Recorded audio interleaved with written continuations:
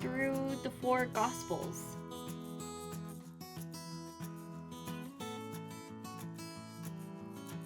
Guys, and welcome back to my channel.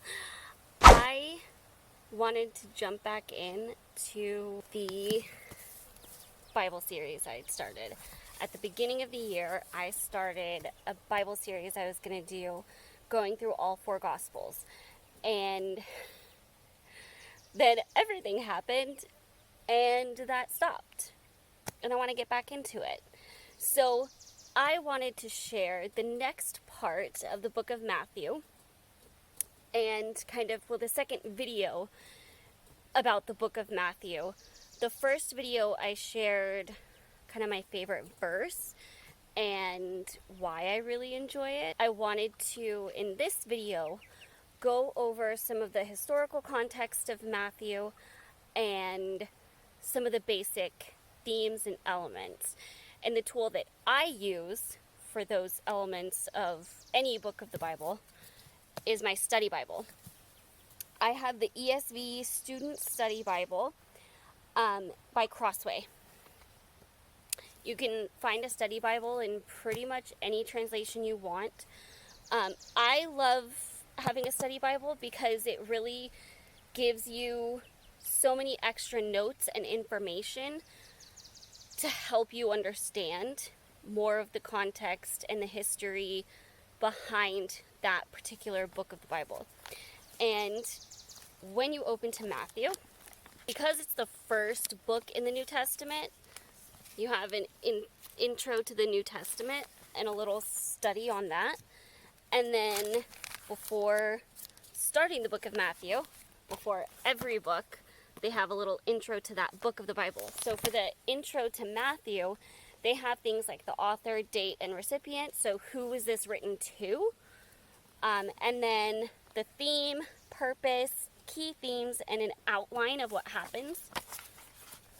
That's all on that page. So some of the things I like to make sure of is the little timeline at the top of what happens. So it gives you the main timeline of what happens and the date. So like the birth of Jesus, Jesus' ministry, death, and resurrection, and then Matthew's gospel is written. So it gives you the context of when this was written with what's going on in it.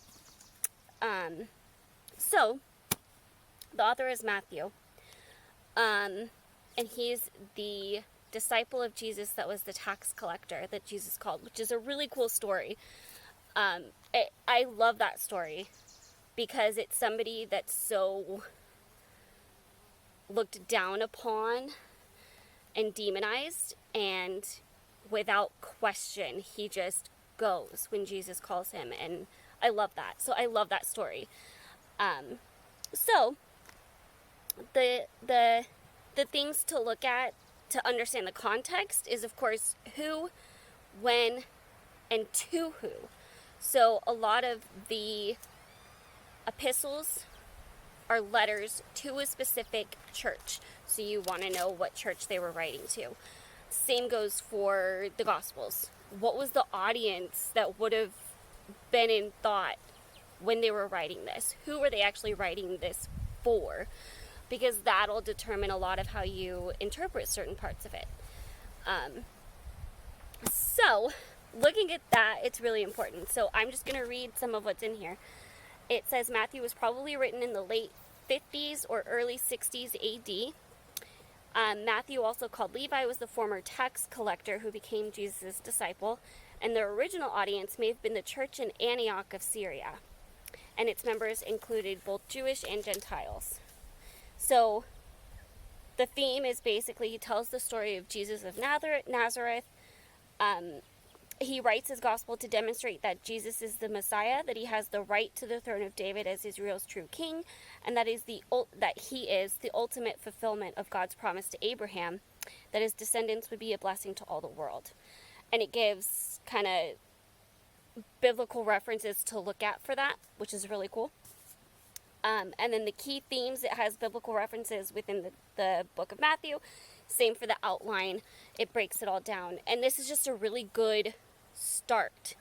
So the book of Matthew, I've always really liked for telling the full story. I think out of all four gospels, it's the one I mean, it's a good starting one. It's the one that it gives you kind of, I feel like, a brief overview. Like it gives you the whole story, and then the others pinpoint parts of the story, I feel like, and complement each other really well. So that is the book of Matthew, the introduction to it, and the key themes behind it and all of that. I do have quite a bit highlighted. I highlight in my study Bible. I don't in any of my other Bibles. I could. I just so far have kept it mostly to my study Bible. But the other part of the study Bible that I really like, and parts that I have a ton highlighted in Matthew right now I can see, is the notes at the bottom. They have notes at the bottom that kind of go into different parts of each verse. So it'll give a little extra context, a little explanation, and why that's relevant, what's important about it. And it is something you want to take with discernment, because it is still somebody else's interpretation, things like that. But there's also a lot of helpful historical details they put in there that give you even more context for specific parts as you're reading through. So why did they call this that? What did that actually mean in that time period? Things like that. That's just helpful to know while you're reading through it, and can kind of help you understand the meaning behind it better. I feel like the study Bible really has taught me how to do all of that contextual stuff that's super important, and for that reason I really love it.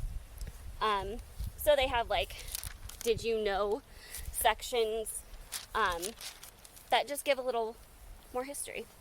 So within the book of Matthew, some parts that I wanted to highlight are the portrait of Jesus. It starts with the genealogy of Christ all the way from Abraham, and then it goes into Jesus' birth. So it kind of tells where Jesus is in the lineage of everything. So after reading the Old Testament, you know where he falls in the story and how it all connects, which I think is really important historically to understand.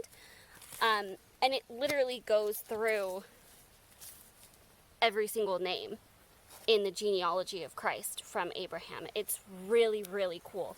So it kind of tells where he is in the story, and I think that's really important to understand as you're looking at everything. So while reading through all of the names can feel kind of tedious, it is really important to understand where he is in that. So don't skip over that. And then looking at, I wanted to also point out the Great Commission, and how Matthew shares that. It's Matthew 28:19. It's after the resurrection, before his ascension. Go therefore and make disciples of all nations, baptizing them in the name of the Father and of the Son and of the Holy Spirit, teaching them to observe all that I have commanded you, and behold, I am with you always to the end of the age. And that's what Jesus leaves them with, and he ascends. And I love how that's a really big theme in Matthew, is our call, and kind of really taking that to heart. If you look at what the study Bible I have says for key themes, it says Matthew seeks to encourage Jewish Christians and all future disciples to stand strong despite opposition. They should feel secure in the knowledge of their citizenship in God's kingdom. Matthew shows that Gentiles also can find salvation through Jesus the Messiah. Matthew kind of does a lot of pushing for making disciples and sharing Christ, and also calling people to Christ and encouraging them that Christ and salvation through Christ was for everyone, anyone that would respond to the call. And I just really enjoyed that. I feel like Matthew is a really encouraging book. It's a very, here's the truth, but it's also really encouraging at the same time and kind of a big call to action. So that's what I wanted to talk about in the second video of Matthew. I hope you enjoyed this. I will put the other 2 videos in the gospel series so far in the playlist for you, and you can check those out, and I hope you enjoyed those, and I'll see you in those videos.